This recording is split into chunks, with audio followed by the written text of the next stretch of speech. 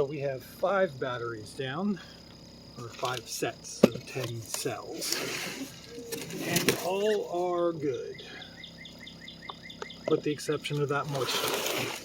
But that may not be a problem.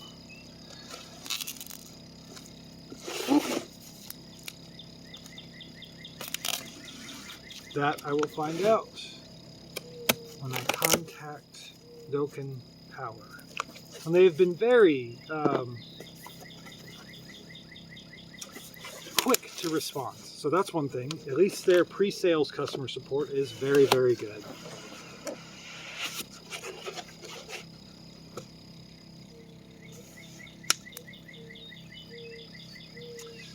All right.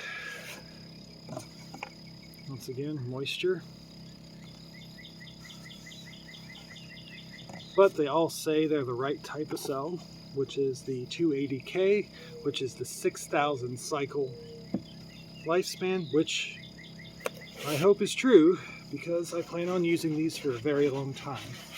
As I live off-grid, using solar as my only source, I need good solid batteries to use during the nighttime. No moisture on that one. So that I can ensure that on nights and cloudy days, I have reliable power.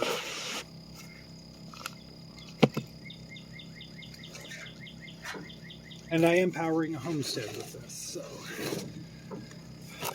with a relatively large family. So we do have needs. Some of them require electricity. Probably my biggest power hog would be my oven.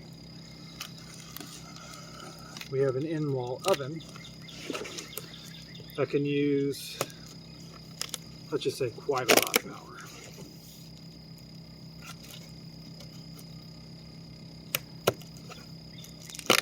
By the way, if anybody is building or thinking about building or planning to build or preparing to build something that's a homestead and you're on a budget,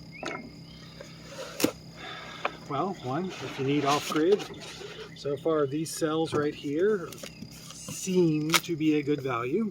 I haven't tested them yet. That'll be something I do in the future.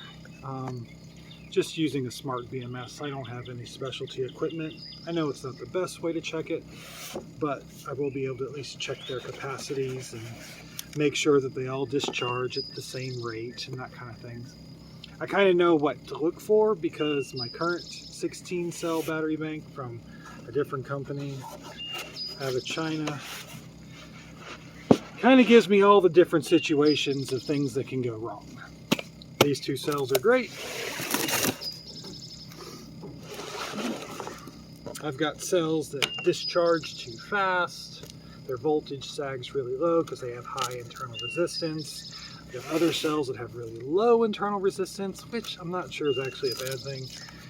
But my cells are not matched, so it doesn't use its power optimally. This is the last box, so let's make sure and hope that there are no bulges, because that's the first indicator. Yeah, and the previous one came with 2 or 3 that were actually bulged. That's no good. They were obviously secondhand. Okay, so this one is the first one that has any physical damage to it. And it's very light, but there is some damage right here. Looks like I can almost rub it off. Yeah, okay, so not physical damage, just something on the surface, some sort of film or oil or something. Maybe somebody was handling it while they were doing a check to make sure that it was okay. Okay. Moisture. And this one has a bubble in the wrap going around the outside of it. Going all the way across and down to here. So something happened when they were putting this wrap on it, which kind of confirms to me that they do wrap them. However, is it the original wrap or is it a secondary wrap? That I don't know. Yeah, so there's a bulge there. There's a bulge there. There's bulges here, here, and marks on this one. These two definitely are the most noticeable in terms of any type of wear. The other ones had no apparent wear and just had moisture. All right, so that takes us through all of the cells that were shipped. None of them seem to be bulged, but further checking and balancing will be done later.